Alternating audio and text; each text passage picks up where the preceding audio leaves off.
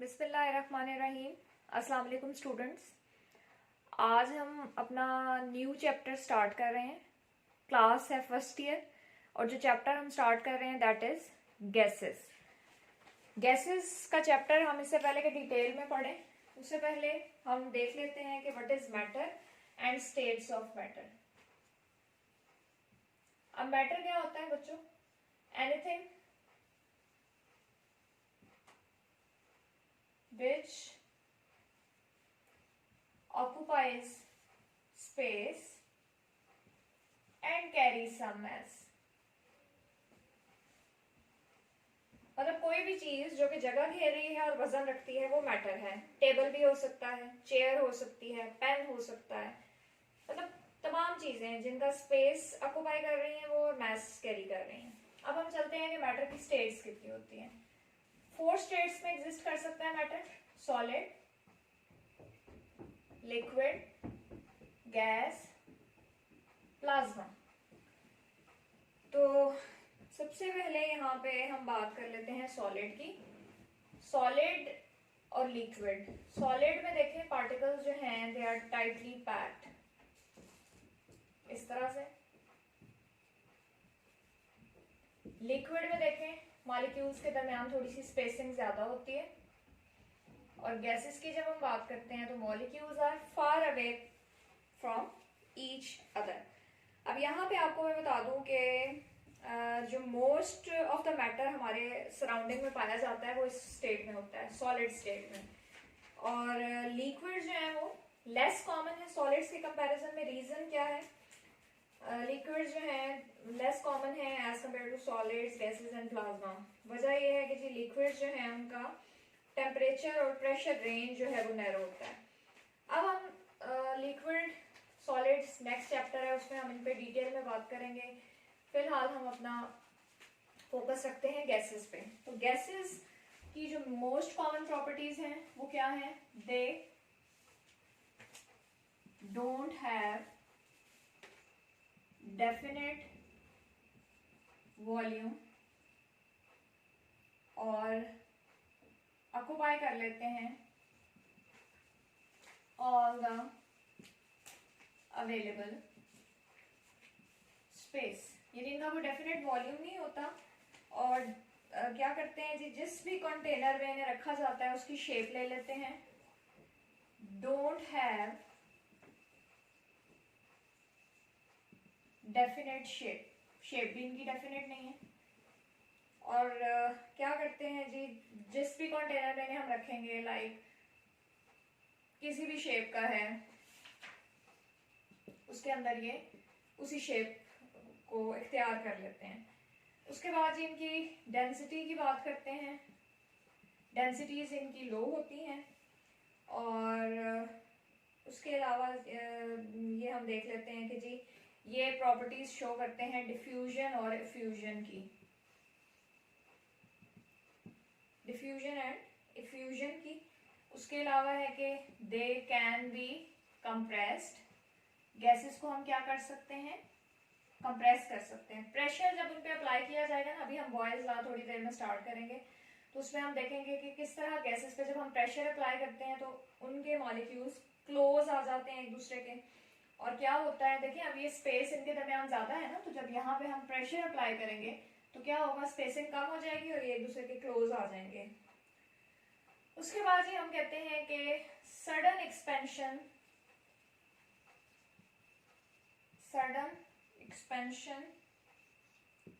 of gases produce cooling। इस effect को हम कहते हैं जाउल थॉमसन इफेक्ट।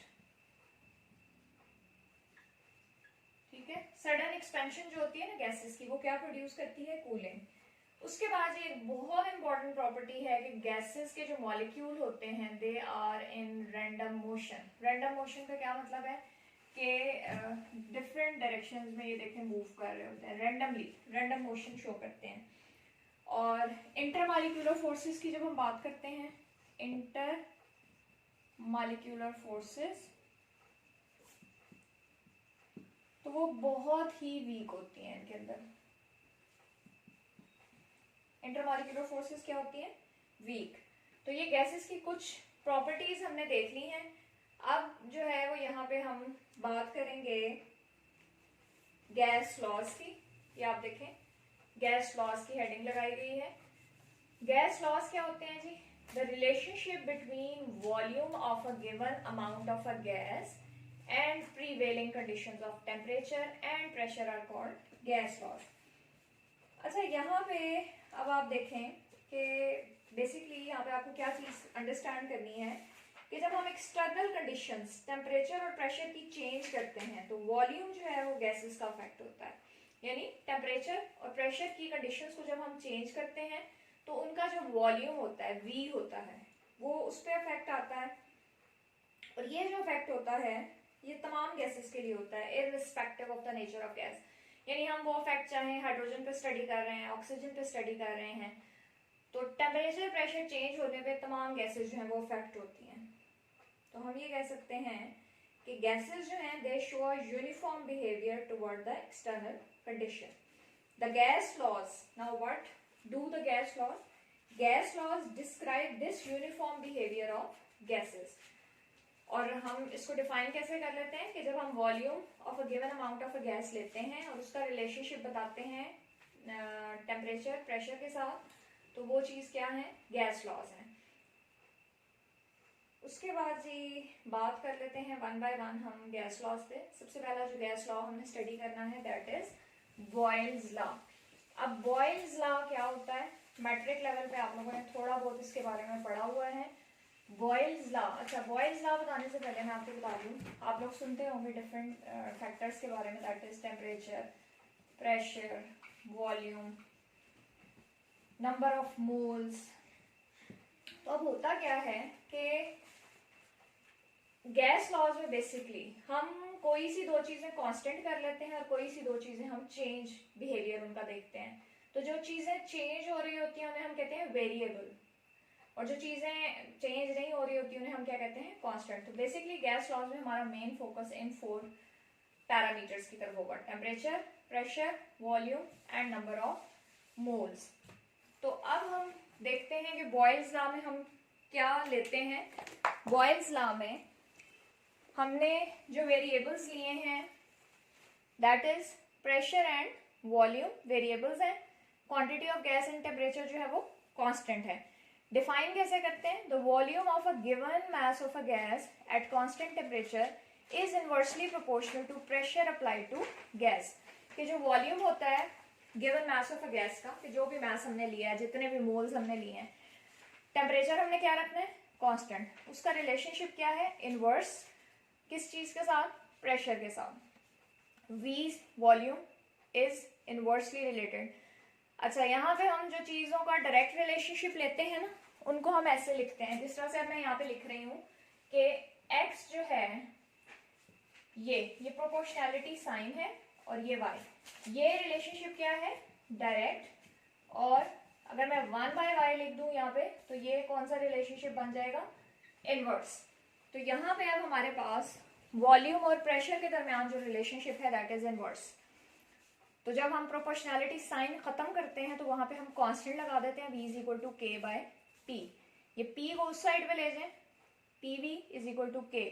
साथ में ये जरूर लिखें कि t और n जो है, n क्या है, number of moles, they are constant. k is proportionality constant and its value is different for different amounts of same gas. यानी गैस एक ही ली है आपने लेकिन उसकी क्वांटिटीज को डिफरेंट कर दिया है, तो उस सूरत में फिर k की वैल्यू क्या हो जाएगी, डिफरेंट। लेकिन अगर क्वांटिटी सेम ली है तो फिर k की वैल्यू डिफरेंट नहीं होगी। अकॉर्डिंग टू इक्वेशन 1, ये हमारी इक्वेशन 1 है, Boyle's law can be defined as the product of pressure and volume of a fixed amount of a gas at constant temperature is a constant quantity. So P1 V1 किसके equal आ जाएगा, k के।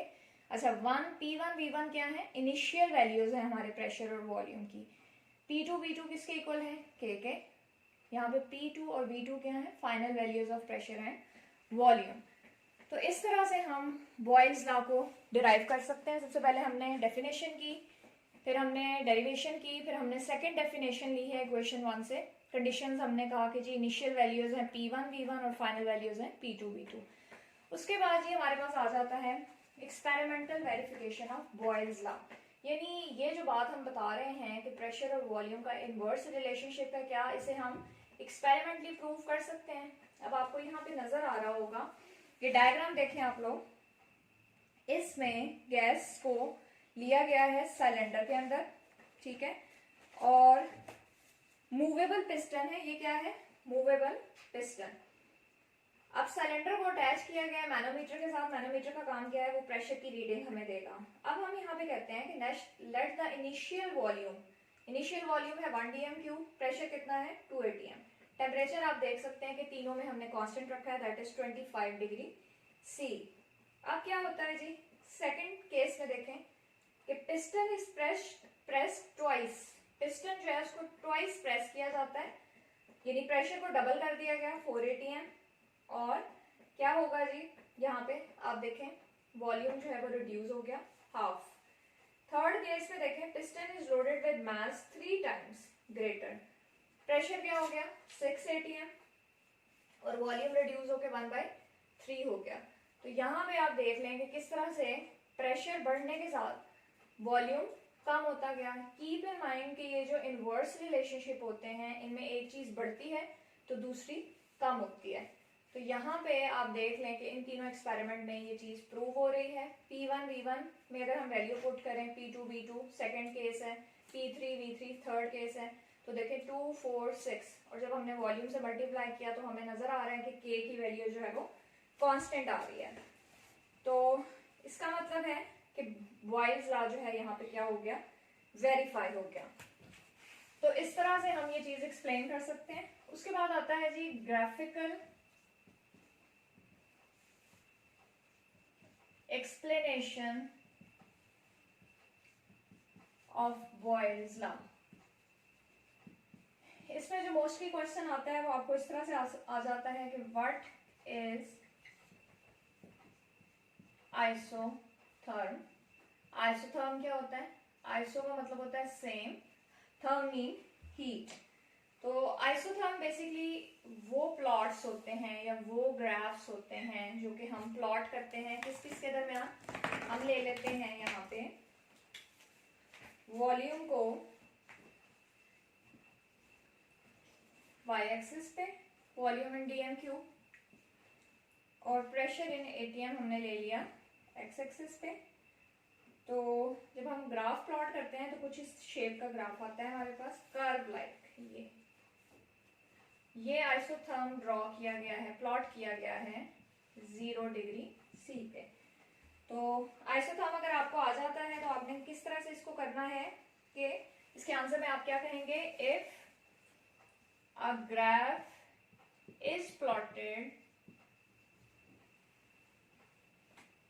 between pressure on x-axis and V volume on y-axis, then a curve is obtained। ये जो curve है ना, इसकी diagram भी बनाएंगे। इस कर्व को हम क्या कहते हैं? Isotherm. This curve is called isotherm, यानी iso mean same and therm mean temperature, यानी सेम टेम्परेचर पे जो different values of pressure and volume के लिए हमने ग्राफ प्लॉट किया। ये देखिए डिफरेंट पॉइंट्स हैं एक्सपेरिमेंट जब हमने किया। जिस तरह से अभी थोड़ी देर पहले P1 V1 किया हमने इनिशियल वैल्यूज पे, P2 V2 सेकेंड वैल्यू, फिर P3 V3 थर्ड वैल्यू।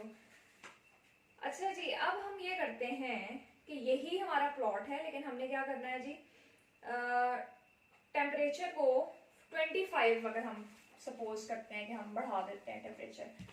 पहला एक्सपेरिमेंट हमने 0 पे किया, अब हमारा T1 हमने 0 लिया, अब T2 हम 25 डिग्री C पे प्लॉट करते हैं। तो उस सूरत में क्या होगा जी कि हमें एक कर्व मिलेगा और वो कर्व जो है वो it will move away from pressure and volume axis, और वो कर्व कुछ हमें इस तरह से मिल जाएगा लाइक दिस। ये भी आइसोथर्म ही है लेकिन अब वे मूव कर गया। रीजन क्या है इसकी कि हाई टेम्परेचर पे वॉल्यूम हैज इंक्रीज्ड। सिंपल सी रीजन है कि जब हमने हाई टेम्परेचर पे यही प्लॉट किया ग्राफ तो वॉल्यूम इंक्रीज कर जाता है, इसलिए जो है ये प्लॉट या कर्व जो है वो वॉल्यूम और प्रेशर एक्सिस से अवे मूव कर गया है। तो ये आइसोथर्म्स हमने दो प्लॉट कर लिए 0 और 25 पे। अब हम ये करते हैं कि ग्राफ प्लॉट करते हैं जिसमें हम P ले लेते हैं, P ATM में ले लेते हैं y एक्सिस पे, और x एक्सिस पे हम ले लेते हैं 1/v। दो टेम्परेचर्स हैं हमारे। T1 पे जो हमें ग्राफ मिलेगा वो कुछ इस तरह से मिलेगा, दैट इज T1, और T2 वाला जो है वो क्लोजर टू प्रेशर एक्सिस मिलेगा, T2। अब यहाँ पे आप लोग एक बात देखें कि हमें स्ट्रेट लाइंस मिल रही हैं। उसकी रीजन क्या है कि जब हम ग्राफ प्लॉट करते हैं P और 1/v के दरमियान, तो P और 1/v के दरमियान डायरेक्ट रिलेशनशिप बन जाता है। P और v के दरमियान जो है ना वो इनवर्स रिलेशनशिप है, लेकिन P और 1/v के दरमियान डायरेक्ट रिलेशनशिप है। और जब भी हम डायरेक्ट रिलेशनशिप्स के लिए ग्राफ प्लॉट करते हैं तो वो हमें स्ट्रेट लाइंस मिलती हैं, स्ट्रेट लाइन। और स्ट्रेट लाइन जो है वो ओरिजिन पे जाके मिलती है, ये 0 पे, ठीक है। और इसका straight line which meets at the origin means that when the pressure is very close to 0, volume is so high then that its inverse is very close to 0, कि 1/v जो है वो भी बहुत ज़्यादा 0 के क्लोज हो जाएगा। तो टेम्परेचर बढ़ाएंगे जब हम T1 से T2 कीपिंग इट कांस्टेंट, तो यहाँ पे फिर आप देख लें कि स्ट्रेट लाइन जो है T2 will be closer to pressure axis. उसके बाद ये थर्ड फॉर्म जो हमने यहाँ पे प्लॉट करना है, दैट इज अब की बार हम प्लॉट ले लेते हैं ATM, P ATM y axis पे प्रेशर, और 1 यहाँ पे हम ले लेते हैं प्रोडक्ट ऑफ PV प्रेशर ले लिया हमने, और PV हम ले लेते हैं यहाँ पे। तो इस सूरत में जो हमें मिलेगा ग्राफ, वो एक मिलेगी हमें स्ट्रेट लाइन। क्यों स्ट्रेट लाइन मिलेगी? क्योंकि जितनी भी प्रेशर की वैल्यूज आ रही हैं हमारे पास, ये देखें तमाम वैल्यूज ऑफ प्रेशर के लिए for a constant volume of a gas, K की वैल्यू जो है वो कांस्टेंट है, और PV किसके इक्वल है हमें पता है, that is equal to K। तो लास्ट जो ग्राफ हमने प्लॉट किया है, plot a graph between pressure on x axis and product PV on y axis. ये सॉरी मैंने यहाँ से इस तरह से कर दिया, ये आप लोग P ले लें इधर और PV ले लें यहाँ पे। PV is equal to K। Pressure volume की प्रोडक्ट आपने लेनी है y एक्सिस पे, और प्रेशर की वैल्यू लेनी है आपने x एक्सिस पे। तो इस तरह से हम देख सकते हैं कि हमारे पास डॉटेड लाइन हमने प्लॉट की है जो कि पैरेलल है प्रेशर एक्सिस के, और क्या इंडिकेट कर रही है, for the all values of pressure and volume at constant temperature K की वैल्यू कांस्टेंट होती है। और this type of straight line will help us to understand the non ideal behaviour of gases. Boyle's law की जब हम बात करते हैं तो ये सिर्फ एप्लीकेबल है आइडियल गैसेस के लिए। Boyle's law is applicable to ideal gases. Okay student, that's all for today's lecture.